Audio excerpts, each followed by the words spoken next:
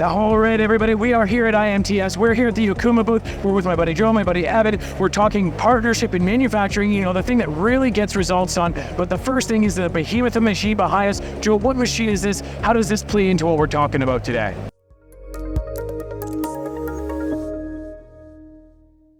So this is the Okuma MU6300V-L. This is a multitasking 5-axis machine.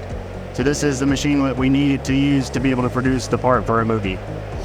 Okay, now this part's got a lot of different slotting. So I know you got the Akuma, I know they're robust. How did you get to program this? Were you taking like little tickle cuts? What does that look like? All of them, sir. We went for the depth of cut, all the fir tree cutters. Okay, so tell me a little bit more about that. Is that like a simple single tool that cuts roughs and finishes at one? How does that look? So with the fir tree cutters on this part, we had to use 3 different tools from Emuge. Oh, okay. And then we've got finished slots. So did you burn through these tools? How was it on the Akuma side? Were you snapping them off? Anything weird? No, these tools are really strong. I'm messing with him at this point, guys. I know I love Akumas. I used to run these Akumas a lot. I'm just trying to give Joe a hard time. He's a little bit younger than I am. So let's talk about tooling. Let's pass it over to Evan. Now, Evan, so how did you go about selecting these tools? Is this just an industry standard thing you do, or what had the tools become what they are? Yeah, so actually they're a patented design called the pagoda design. Okay. It's called pagoda because it looks like a pagoda roof, right? A Japanese roof. Yeah. And it's 3 different tools like Joe said. So it's a roughing tool that slots straight through the material in one shot, and then a roughing pagoda cutter that has a full roughing profile on it. Think of like a corn cob rougher, right? And then a finisher pagoda smooth edge that goes in and just swipes both sides, climb and conventional cut at the same time, right? And finishes that slot. And you can see the finish. It is clean. That is a very clean finish. I know we were talking a lot about it as my camera people were so kind in setting up. So when it comes to the tooling like that, I mean, the machinist inside me is kind of like, oh, that sounds like a bad idea. That's a lot of material. You're going full depth. So what about Emuge? What about the tooling makes that possible?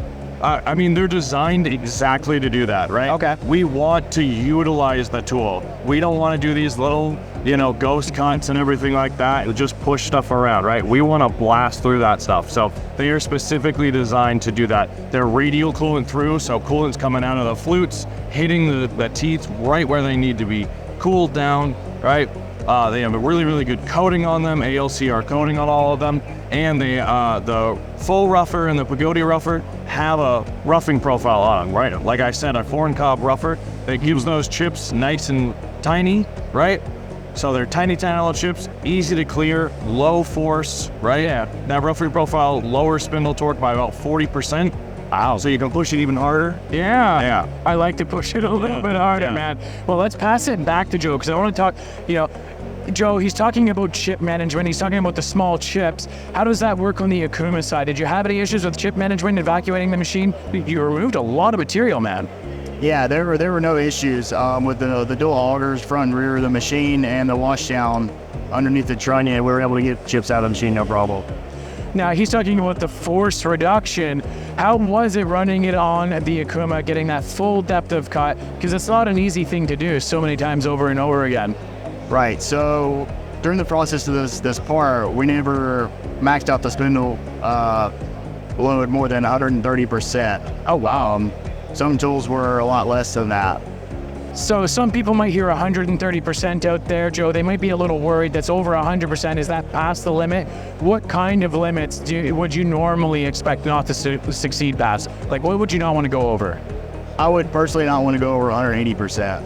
All right, Joe, thank you so much. So I want to kick it back to Evan. He's been holding this tool. I am dying to understand what exactly this is all about. Yeah, so this is a skiving cutter, right? Okay. It's the fastest way to make gear teeth right now. Yeah. So your normal way of making gear teeth is hobbing gear teeth, roaching it, something like that. That's slow. You need another setup, another machine, very, very expensive tools. Yeah. The great thing about the Akuma is it's a multitasking machine, right? It does all of this all on one clamping, right? One setup, different tools. So the skiving cutter It spins at a high RPM, the table spins at a high RPM, and essentially it's a rotary broach if you boil it down to that, right? Yeah. And it just pushes onto the material, removes it, and you have some gear teeth in, I think it's 14 seconds was the cycle time. Man, that's so impressive. It is the fastest way to make gear teeth.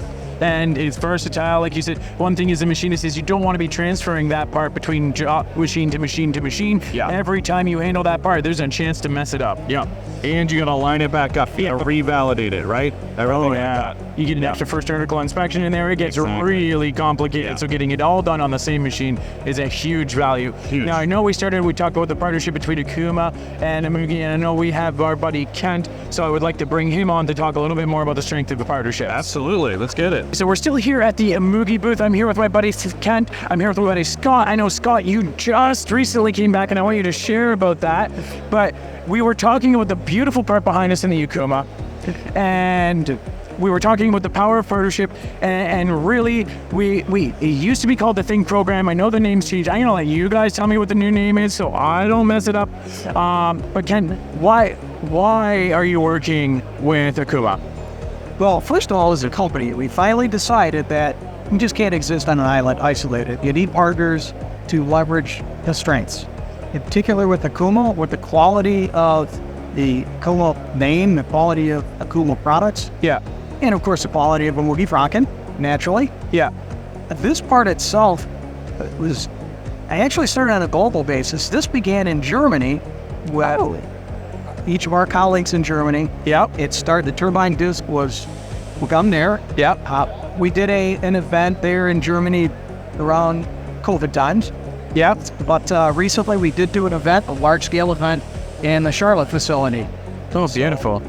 We were able to leverage both our strengths and Akuma's strengths, certainly on this wonderful 6300 sitting behind us. Yeah.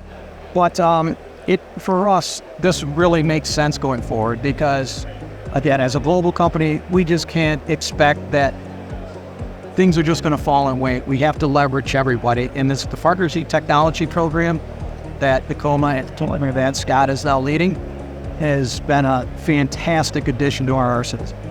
I really appreciate that, Ken. I mean, I'm a big advocate for partnership when it comes to the world of manufacturing. The fact that Emuge had that epiphany, we're not an island, we need to partner with the people. The fact that it's a Partners in Technology program now, Scott, am I getting that right? Yes. Okay, well, I would like Scott to share a little bit more about that, Kent, if we can pass it off to him. So the Partners in Technology program, you're back now with Akuma. It's been, you've been back for about 1 month? I've been here for 1 month, yes. Yeah. So you're business development manager, is that That's right? correct. Okay, that's beautiful. So this program, is that now your new baby? Yes, this is my new baby. I'm in charge of the Partners of Technology program. Emuge-Franken is one of our great partners. We've had Partners of Technology program now for 2 decades. Yeah. We have over 40 partners, and we partner with the best in the industry. Those who can bring us more value, added value and added options and capabilities to our customers. Yeah, and I really like that you're up to 40 now. I thought in the beginning it was like under 20. That's amazing. I love to see the growth and the power of the partnership. So by pulling Emuge into this partnership now, what becomes available to the team at Akuma? What can you count on them on? Projects like this, of course. Well, yeah, we partner on projects like this where we need accessories, we need tooling, we need whatever it is to do the entire process, bring that to the customer.